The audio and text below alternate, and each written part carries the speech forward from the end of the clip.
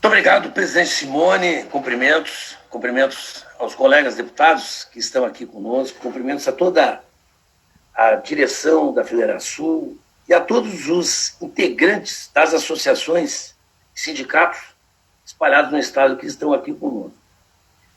Olha, eu começo dizendo o seguinte: se for aprovado esse novo tarifaço, a responsabilidade será só do governador ou será também da Assembleia? Eu creio que será da Assembleia. Tá? Vocês concordam comigo? Bom, se é da Assembleia também, nós vamos ter que depois nos explicar publicamente. Eu estou respondendo com isso o que o Fábio disse, que o Tarso deu um aumento irresponsável. A Assembleia aprovou por unanimidade, Fábio. E, portanto, a responsabilidade é de todos os partidos, do PP, do PMDB, do PSDB, de todos.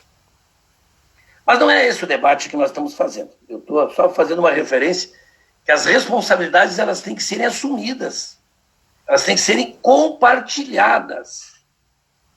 E nós assumimos, por exemplo, a responsabilidade de termos o ICMS elevado por mais 2 anos. Eu acredito que, acho que a própria Federação, na época, deu este voto de confiança. As entidades empresariais, as entidades... Eu acho que a sociedade gaúcha como um todo deu este voto de confiança. Há 3 anos atrás, há 5 anos, portanto, quando o Sartori propôs, nós votamos contra. Porque ele, inclusive, estava contrariando seus próprios compromissos assumidos de não aumentar tributos. Propôs, conseguiu aprovar, acho que foi até o Jardel que deu um voto simbólico, né, naquela votação.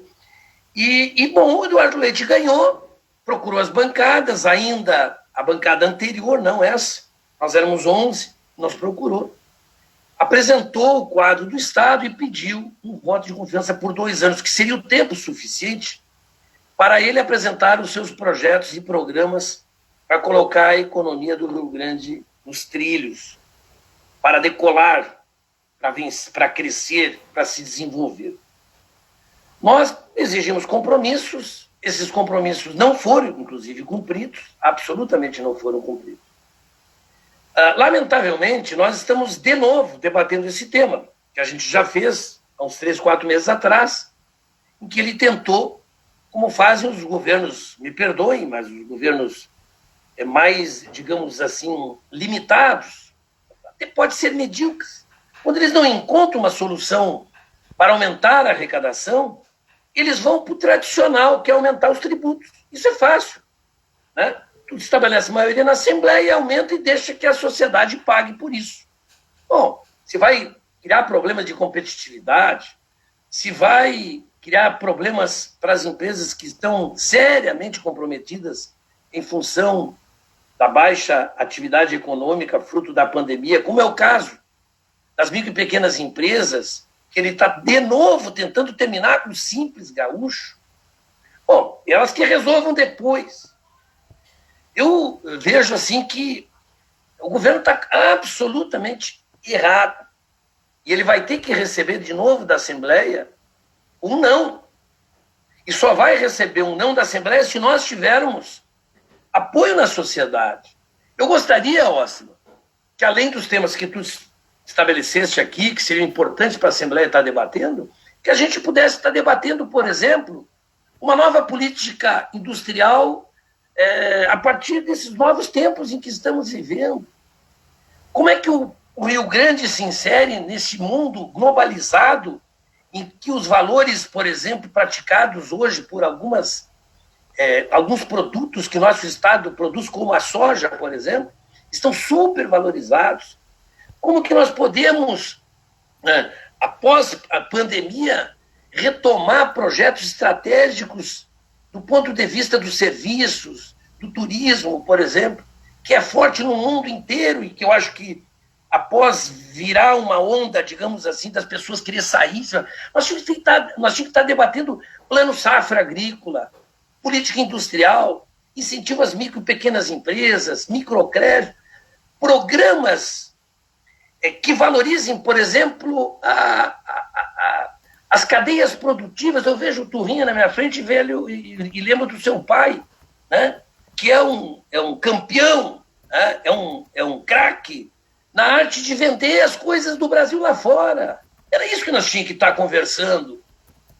Como é que nós vamos aproveitar, né, a nossa produção de milho, de soja, de transformar em farelo, transformar em frangos, em suínos? Como é que a gente pode aumentar a atividade envolvendo a pequena agricultura, envolvendo as grandes propriedades? Qual é o papel estratégico que tem um programa de irrigação para aumentar a produção de grãos e com isso nós produzir mais?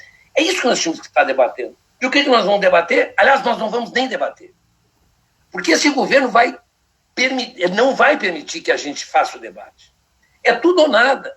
Eles entram com o requerimento é aprovado, e quem tem emenda dançou. Vota primeiro o texto. E votou o texto, não tem mais como votar nada. Ou seja, nós não podemos destacar uma matéria. Se eu quiser ser favorável a uma determinada matéria, não posso.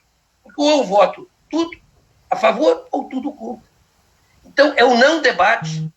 É tudo que o Rio Grande não precisa. É não fazer o debate e não tratar do crescimento da economia. Eu vi o Osterman falou muito da questão das despesas. Ok, eu acho que tem que ser atacado agora, Osterman. 40% do nosso orçamento, mais de 40% do nosso orçamento é para pagar a Previdência. E o que fez o governador Eduardo Leite na Previdência?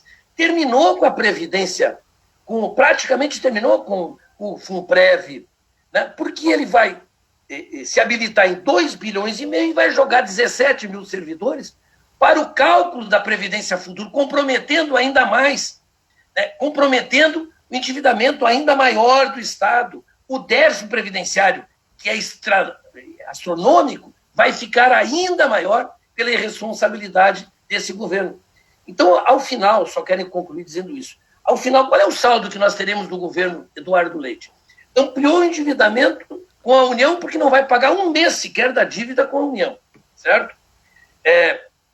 Comprometeu as atividades econômicas, sugando das empresas um tributo elevado.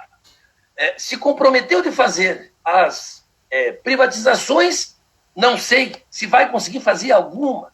Há uma enrolação, inclusive, nisso.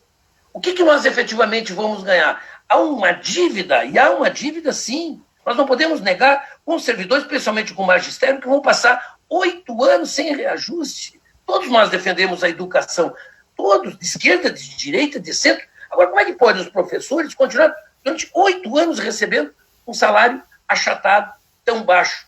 É por isso que eu digo, está escrito, né? Ele se inscreveu para ser o pior governador que nós já tivemos. Com todo o respeito a ele, aos partidos que estão com ele, mas essa é a realidade que nós estamos vivendo. E ele vai ter que receber um não de novo, para quem sabe a partir disso receber um choque, e com esse choque ir atrás de ver como é que faz para arrecadar mais, para fazer o Estado crescer, para fazer o Estado, como diz a camiseta, decolar. O Estado tem que decolar. Isso se faz com diálogo, chamando os setores produtivos, chamando as universidades, chamando as cabeças pensantes para nós pensar o Rio Grande pós-pandemia. Como nós vamos nos recuperar, como nós vamos fazer esse Estado crescer. E não é através dessa política que ele quer implementar. Essa é pelo contrário. Essa é para sufocar ainda mais as possibilidades de crescimento. Muito bem, deputado Mainardi. Quero fazer eco, né, a sua